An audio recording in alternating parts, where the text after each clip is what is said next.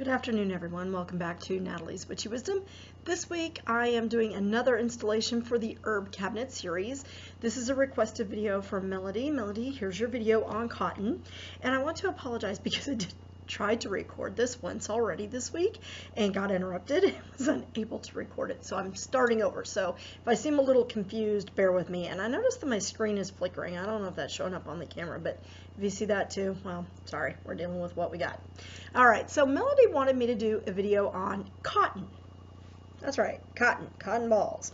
And cotton balls are typically how cotton is used. You can use the raw cotton, which I had graphics to show you what raw cotton looks like. But basically, cotton grows in a lot of different places across the United States, primarily in the South. You can find cotton sometimes even growing in the wild here in Texas. Just on the side of the road, you'll see the little pods. They spring up in a little pod and the pod bursts open and it looks like a star, and then the cotton's kind of just sort of sitting in there, and there's usually several little balls on a stalk.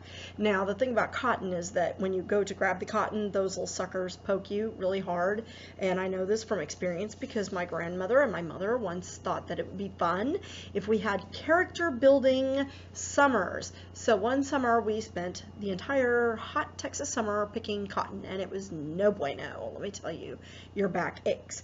However, for magical purposes, you can use regular cotton balls. That works fine.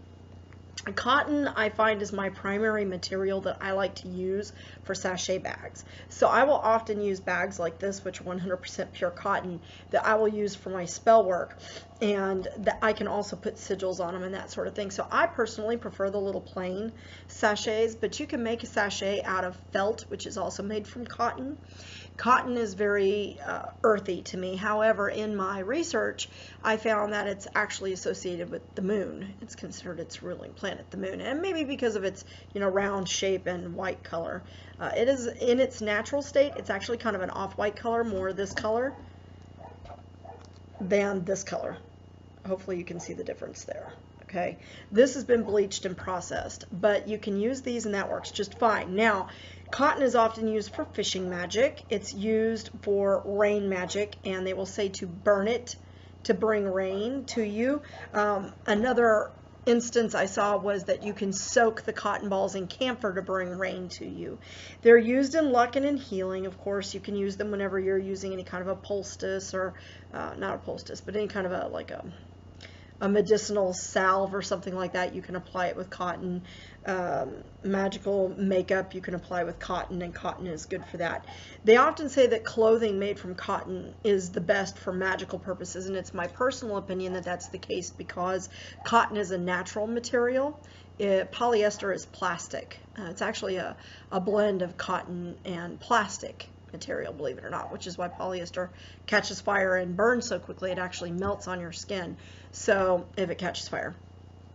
Cotton burns, but not as easily, so it's also breathable. I guess that would be another reason why it would be good for magical purposes, but because it is very soft, it's very nurturing, it's just a general all-around good material. Now, one in the South, there are a couple of gypsy or Southern traditions, Appalachian traditions associated with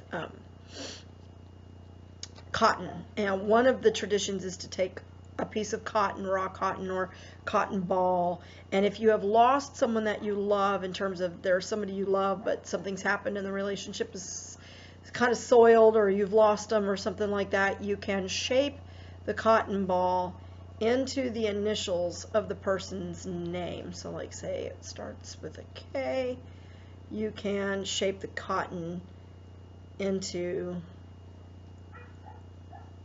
the letter K, and then hold it in your lap, and that he and she will return to you. Now, cotton balls placed in a sugar bowl are often thought to bring good luck to your home. So if you ever walk into somebody's house and you see a bowl full of cotton, they're trying to draw good luck in. It's definitely simplistic, and we use it good for talismans to bring good luck to bring prosperity. And also another instance in which I've seen cotton used is if you soak cotton balls in a banishing oil and then carry that as a talisman, it will keep bad things away from you. It acts as like a protective measure. And this was actually 2 cotton balls that I've just sort of mushed into one. So it's very pliable. It's a very moldable material, so to speak. You can pull it apart and then stick it back together, and it sticks pretty good. Not completely, because obviously you can pull it apart, but oh look, I made the moon. So those are some uses for cotton. It's used for luck and healing, obviously medicinal in its nature, to apply salves and that sort of thing, but also to bring protection to your home. So that is some of the magical uses for cotton. I hope that this has given you a little bit, ooh, okay boy. Giving you a little bit of information, and I'm sorry if it seems a bit disjointed. There's not a lot of information. I will tell you that when I went to research it to look for additional things other than what I already knew about the uses for cotton, I did not find much. For example, I have Llewellyn's Book of Correspondences, which is like this thick. I found no references to cotton whatsoever in there. I did in Culpeper's find a reference to cotton thistle or down thistle, but not to cotton itself. So cottonwood, but not cotton itself. Cottonwood's a little bit different. Cottonwood comes from a tree. Cotton actually grows on a stalk out of the ground. So that gives you a little bit of information. I hope that you find it useful, and blessed be.